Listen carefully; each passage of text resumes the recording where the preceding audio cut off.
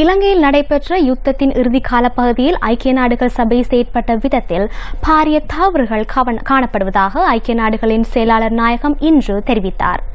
கொழும்பில் நடைபெற்ற மாநாட்டில் கலந்து கொண்ட போது ஐநா செயலாளர் நாயகம் இதனை கூறினார். ஐக்கிய நாடுகளின் செயலாளர் நாயகம் மற்றும் சபாநாயகர் கரு ஜெயசூரியவிற்கு இடையிலான சந்திப்பு இன்று முற்பகல் இடம்பெற்றது. பின்னர் கட்சித் தலைவர்களை பான் கி மூன் சந்தித்தார். இந்த சந்திப்பில் லக்ஷ்மண் கிரியல்ல, பிரதி சபாநாயகர் திலங்க சுமதிபால, அமைச்சர்களான நிமல் ஸ்ரீபால டி சில்வா, ரவுப் ஹக்கீம் உள்ளிட்ட சிலர் கலந்து கொண்டிருந்தனர்.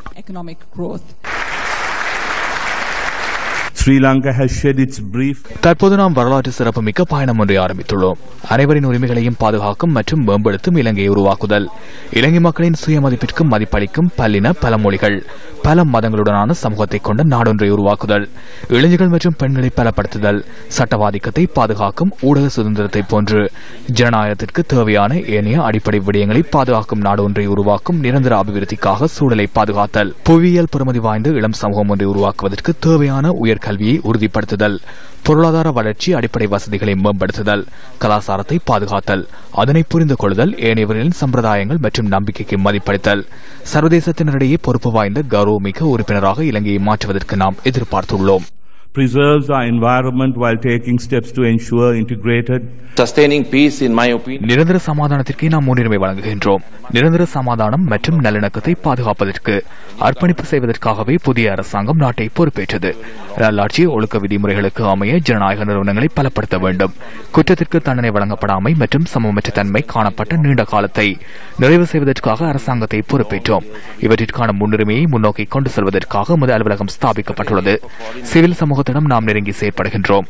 யுத்தத்தினால் பாதிக்கப்பட்டவர்கள், இளைஞர்கள், தனியார் பிரிவு, ஐக்கிய நாடுகள் சபை, ஏனைய அபிவிருத்தி பங்குதாரர்களுடன் பிரதேச மட்டத்தில் உள்ள நிறுவனங்களுடன் நாம் நெருங்கி செயற்படுகின்றோம். பல்லின நல்லிணக்கத்துடனான நிரந்தர அபிவிருத்தியை அடிப்படையாக கொண்டு தமது அரசாங்கத்தின் சமூகம் மற்றும் மனிதவள அபிவிருத்தி நடவடிக்கைகளை ஆரம்பித்ததாக ஐக்கிய நாடுகளின் 70வது பொதுச்சபை கூட்டத்தில் உரையாற்றிய போது ஜனாதிபதி மைத்ரிபால சிறிசேன தெரிவித்தார்.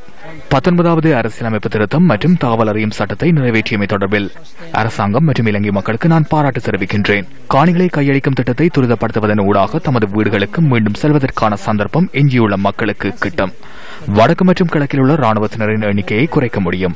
இதனூடாக நம்பிக்கை கட்டியெழுப்பப்படுவதுடன் அழுத்தம் குறைவடையும். இதனை முன்னெடுப்பதற்கு அரசியல் தைரியம் மற்றும் அதிர்ஷ்டத்துடனான சில வருடங்கள் செல்லும் என்பதை நான் உறுதியாக கூறுகின்றேன். இதன் அனைத்து நடவடிக்கைகளுக்கும் ஐக்கிய நாடுகள் சபை உங்களின் பங்குதாரராக இருக்கும். இதேவேளை ஐக்கிய நாடுகளின் செயலாளர் நாயகம் யுத்தம் நிறைவு பெற்ற காலப்பகுதியில் ஐக்கிய நாடுகள் சபை செயற்பட்ட விதம் தொடர்பிலும் கருத்து தெரிவித்தார். யுத்தத்தின் இறுதி சில மாதங்களில் நாம் பாரிய தவறுகளை இழைத்துள்ளோம். அதனூடாக நாம் கடும் பாடத்தை கற்றுக்கொண்டோம். உள்ளக விசாரணைகளை மேற்கொள்வதற்காக அந்த காலப்பகுதியில் இலங்கையில் செயற்பட்ட ஐக்கிய நாடுகள் சபையினரின் செயற்பாடுகளின் பாரிய தவறுகள் குறித்து நமக்கு அறிய கிடைத்தது. இதனை விடவும் செயற்திறனுடனும் நாம் செயற்பட்டிருந்தால் பல உயிர்களை எம்மால் காப்பாற்றியிருக்க முடியும். Of the United Nations mission here had been doing at that time, we found a serious mistake, inactivities. Had we been more actively engaged, we could have saved much more. Many